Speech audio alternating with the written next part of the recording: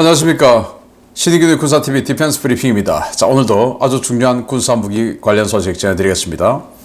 러시아군이 우크라이나군을 폭격해야 되죠?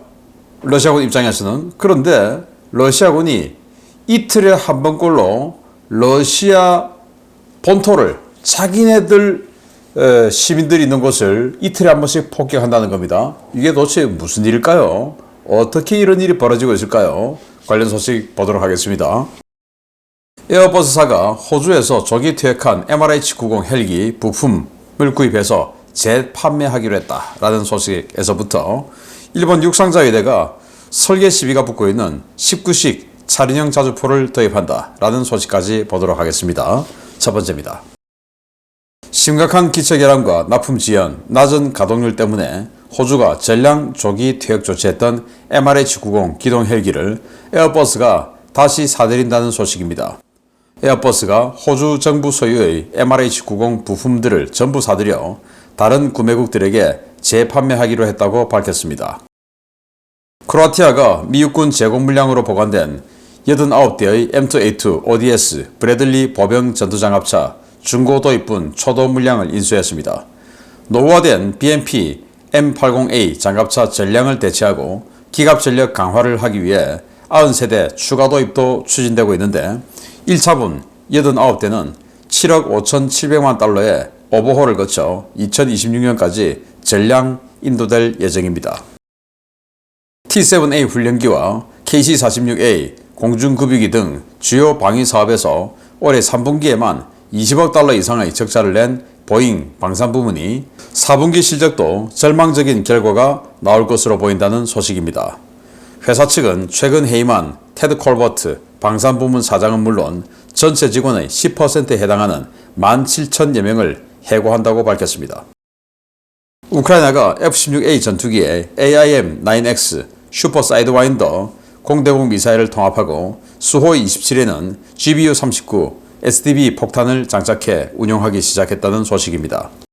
이번 개량으로 F-16의 공대공 교전 능력은 물론 수호 27의 장거리 타격 능력이 비약적으로 향상될 전망입니다. 일본 육상자위대가 지난해 1억 달러에 16문을 발주한 19식 차륜형 자주포 초도분이 제2포병여단에 배치됐다는 소식입니다. FH-70 기린포를 대체하는 이 자주포는 58문이 도입될 예정인데요. 도입 초기부터 논란이 끊이지 않고 있습니다. 네, 호주가 도입했던 이 에어버스의 망작이죠. NH-90 헬기. 이 호주는 이 NH-90 헬기를 2010년부터 도입하기 시작해서 2016년에 도입 완료했어요. 그런데 써보니까 이게 신뢰성, 성능, 그리고 내구성, 또 이 가격 모든 것이 최악이었던 겁니다. 아까 동영상 보셨지만 물에 빠져있죠. 작년에 이제 마지막 훈련하러 갔다가 물에 빠졌는데, 그래서 호주가 열받아서 작년까지 해서 23년도에 전량 퇴역 조치했습니다. 16년까지 도입 완료한 것을 불과 6, 7년 쓰고 23년에 전부 퇴역했어요. 얼마나 열받았으면. 그런데 그냥 또 퇴역하지 않고 우크라이나가 그러면 우리 줘 했는데 안 돼, 이건 안 돼 하고는 에어버스 보란 듯이 전부 해체해서 완전히 그냥 이 껍데기는 고철로 처리해버렸어요. 그 정도로 분노를 표출하고 에어버스에 소송을 제기했습니다. 그래서 에어버스가 이제 돈 물어내라 이거죠. 에어버스가 이제 돈 물어주기 힘드니까 그럼 그때 해체해서 나온 부품 그리고 기존에 사갔던 스페어 파츠 그거 우리가 다시 살게요. 이렇게 해서 사가기로 했다라는 건데 호주는 이 47대 전량을 퇴역 조치했고 그 대신 이제 UH-60M 을 40대 계약을 했습니다. 처음부터 UH-60 샀으면 그런 일 없을 텐데요.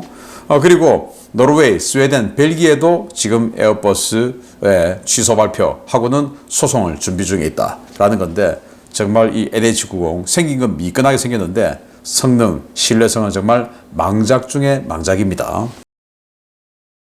자, 크로아티아가 나토 가입했죠. 나토 가입을 하다 보니까 자 그러면 나토 표준 무기로 가야죠. 그래서 미국이 표준 무기 해야 되는데 이거 어때? 이제 이렇게 된 겁니다. 미국이 치장해 놓은 그 물자들이에요. M2A2 ODS 그러니까 오퍼레이션 데저트 스톰 걸프전의 교훈을 가지고 만든 버전이다 이겁니다. ODS가. 그래서 90년대에 만들었다 이거죠. 그걸 미군이 한참 쓰다가 퇴役해서 치장해 놓은 걸 이거 해서 89대 살게요 해서 1차분 계약했어요. 2차분은 지금 또 90세대 또 예약이 되어 있고요. 이 1차분 89대를 그러면 미군이 한 20몇 년 썼을 거 아니겠습니까? 90년대에 만들었으니까 이라크전, 아프간전에 썼겠죠. 전쟁 투입된 겁니다. 그걸 이제 미국이 오버홀해서 주는데 그리고 약간의 뭐 신형장비 좀 넣어줬겠죠. 대당 110억 원. 와, 요새 뭐 장갑차 한 대 110억 원입니다. 중고인데 오버홀 했다고 해도. 하여튼 이렇게 해서 크로아티아가 대규모로 브래들리를 도입을 했고, 이 우크라이나가 브래들리 좀 더 주세요 라고 했을 때 미국이 이제 물량 없어 이렇게 했는데 이렇게 팔 물량은 있나 봅니다. 보잉이 정말 망할 것 같다라는 생각마저 들 정도인데요. T7 훈련기. 괜히 그 T7 훈련기 우리 한국의 T-50이 미 공군 훈련기 사업 딱 먹을 수 있었는데 이게 탁 끼어들어서 반값에 딱 하는 바람에 우리는 졌죠. 그래서 납품 못했죠. 그런데 그럼 자기네들은 어떻게 됐냐? 승자의 저주에 빠진 겁니다. 왜냐? 고정가 계약을 했어요. 고정가 계약했는데 계속 개발이 늦어져요. 개발이 늦어지면 인건비 해서 계속 가격이 올라가죠. 물가도 오르고. 그런데 고정가 계약을 해놓으니까 이건 뭐 생산하는 족족 손해인 겁니다. 그리고 KC-46 이 공중급유기 그것도 계속 이 자동 주유하는 이 붐에서 오류가 나가지고 아직도 지금 그러고 있죠. 그러다 보니까 T7, KC-46 여기에서만 엄청난 적자를 하다 보니 올해 3분기에만 20억 달러 적자, 4분기는 그보다 더 큰 적자, 방산 부분에서만. 그리고 또 뭐 민수 부분에서도 B737 맥스 비행하다가 문짝 떨어지고 말도 안 했지 않습니까? 그러다 보니까 보잉이 방산 부분 사장을 해고해버리고 보잉 전체 직원의 10%인 17,000명을 해고했어요. 야, 보잉이 또 직원이 17만 명이나 됐네요. 아무튼 이렇게 해서 보잉은 앞으로 그 존폐마저 위태롭다라고 할 지경이 됐는데 괜히 우리 T-50 밀어내고 이거 반값으로 하는 바람에 그렇게 된 거 아니겠습니까? 지금이라도 이거 손 털기 바랍니다. 자, 우크라이나가 수호-27 가지고 있죠. 그 수호-27에 미국산 GBU-39 SDB 정밀 유도 폭탄 이게 110km 날아가죠. 그걸 이제 인테그레이션 했고, 그리고 지금 네덜란드로부터 받은 F-16A 여기다가 사이드와인더 9X 그게 뭐 360도 날아가는 전방위 공격 열추적 미사일 아니겠습니까? 그러면 러시아의 수호이-30, 수호이-35 이런 것들하고 근거리 전투부터도 밀리지 않죠. 한번 붙어봤으면 좋겠는데요. 그 정도로 지금 우크라이나군의 공군력이 갑자기 점프하고 있다. 이런 겁니다. 제가 좀 이따가 말씀드릴 러시아 폭탄, 활공 폭탄이 있는데 그 러시아 활공 폭탄은 10에서 20km. 그런데 미국이 이 SDB 장착해준 이 SDB는 110km. 성능이 상대가 안 되는 겁니다. 자, 일본 육상자위대가 계속 망작들 이런 것들을 내놓는데 이것도 육상자위대의 완전히 삽질 중의 삽질이다 라고 알려져 있는 바로 그 자주포예요. 자, 이 자주포 보시면 여기 뭐가 있습니다. 사람들이 앉아있죠. 자, 저 사람들은 조종사 그리고 이 포반장 외에 사격 필수 요원들이죠. 그런데 저기 그냥 열린 공간이 있습니다. 날씨 추우면 저 호로 같은 거 좀 내리고 보시다시피 공간이 워낙 좁아서 등받이는 90도로 서 있고요. 무릎 외에는 또 공간도 별로 없어요. 군장 같은 거 놔둘 자리도 없어요. 이렇게 열악하게 있습니다. 자, 그런데 또 아무리 둘러봐도 포탄이 없어요. 포탄 없죠? 포탄은 어디 있냐? 놔둘 자리가 없어가지고 쇠자리 자주포나 이런 데는 포탄 옆에다가 이렇게 꽂아두지 않습니까? 이거 없어요. 그래서 탄약 운반차가 따로 따라다녀야 됩니다. 한 발도 포탄이 없어서. 그런데 왜 이렇게 만들었냐? C2 수송기에 싣기 위해서 이 길이를 제한하다 보니까 이렇게 사격 필수 요원들이 탈 수 있는 공간마저도 안 나온 거예요. 뭐 의자를 한 10도, 15도만 이렇게 넘겨줘도 얼마나 편하게 탈 수 있습니까? 그리고 문 좀 닫아줘도 겨울에 춥지 않게 탈 수 있겠죠. 여름에 덥지 않게 탈 수 있겠죠. 그런데 이렇게 만들어 놓고 포탄 넣을 공간도 없어요. C2 수송기에 넣기 위해서. 그래서 이거 망작 중에 망작이다 라고 알려져 있는데 일본이 그런 망작들, 삽질 작품들 많이 있죠. 제가 마지막에 링크 한번 해드리겠습니다. 자, 러시아는 또 어떤 희한한 짓을 하고 있는지 보도록 하겠습니다. 최근 포병 화력 부족을 공중 화력으로 보완하며 장거리 활공 유도폭탄 사용을 크게 늘리고 있는 러시아가 예상치 못한 문제에 직면했다는 소식입니다. 러시아 곳곳에 러시아 전투기에서 투하한 활공 유도폭탄들이 떨어지고 있습니다. 우크라이나를 공습하기 위해 러시아 영토에서 활공 유도폭탄을 달고 출격한 러시아 전투기가 우크라이나 국경 인근의 러시아 도시와 마을 곳곳에 폭탄을 떨어뜨려 국경 주민들이 불안에 떨고 있다고 유로마이단 프레스가 현지 시각 10월 14일 보도했습니다. 보도에 따르면 지난 10월 10일 하르키우에 활공 유도폭탄 공습을 가하기 위해 출격한 러시아 수호이 34 전폭기는 러시아 영토인 벨고로드주 상공에서 폭탄을 투하했는데요. 전투기에서 분리된 유도폭탄은 하르키우가 아니라 러시아 영토로 날아갔습니다. 투하된 폭탄은 500kg짜리 FAB-500 유도폭탄이었는데요. 이 폭탄은 수 킬로미터를 활공해 국경에서 28km 떨어진 벨고로드시 외곽의 네클류도보 정착촌에 떨어졌습니다. 러시아 독립매체 아스트라는 러시아군의 활공 유도폭탄 자국 영토 오폭은 지난 3월부터 10월까지 공식 신고된 사건만 128건이라며 가장 많은 오폭이 보고된 폭탄은 FAB-250 모델과 FAB-500 모델 두 종류라고 전했습니다.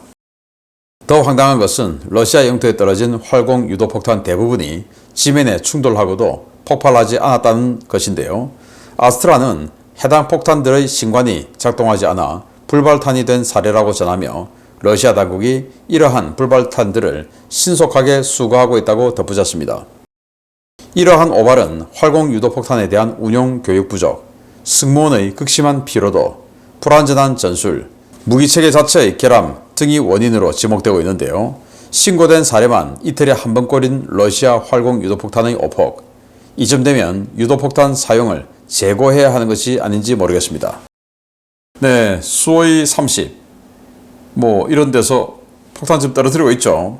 그런데 애초에 활공 유도폭탄으로 만든 디자인한 게 아니라 그냥 냉전시대 때부터 쓰던 그 폭탄에다가 이렇게 키트를 그냥 조잡하게 만든 키트를 갖다 붙인 것도 아니고 묶었어요.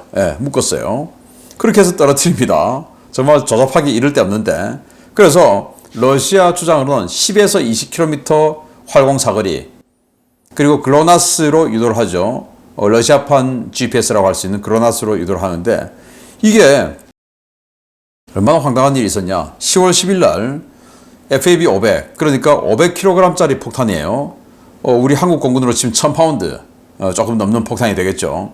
이런 걸 떨어뜨렸는데, 자, 여기서 떨어뜨렸으면 10에서 20km 날아가니까 국경 근처에서 떨어뜨렸겠죠. 그래서 하르키우 쪽을 폭격하러 보냈겠죠.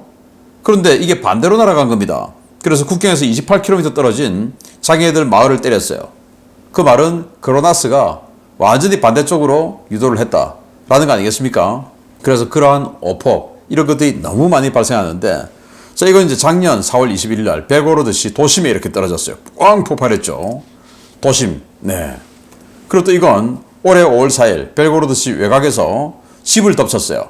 그래서 터져가지고 7명의 사상자를 냈어요. 이런 황당한 일. 자, 그런데 또 더 황당한 것은 이렇게 건물이나 아스팔트나 이런 데 맞은 건 터집니다. 그런데 일반 지면, 농지 이런 데 떨어지면 또 안 터진다는 겁니다. 그 말은 신관이 불량이란 말이 되겠죠. 강력한 충격이 들어가면 터지는데 덜 강력한 충격이 들어가면 안 터진다. 그럼 됩니까? 이 정도로 무기체계가 허술하다라는 건데, 문제는 이제 이틀에 한 번꼴로 자국 영토를 때린다 라는 거 아니겠습니까? 물론 러시아는 이거 우크라이나가 했다라고 주장하면 그만이지만, 아무튼 이런 상황이 벌어지고 있는 러시아, 정말 전쟁 계속 길어지면 길어질수록 러시아의 피해만 늘어날 뿐이겠습니다. 마치겠습니다. 감사합니다.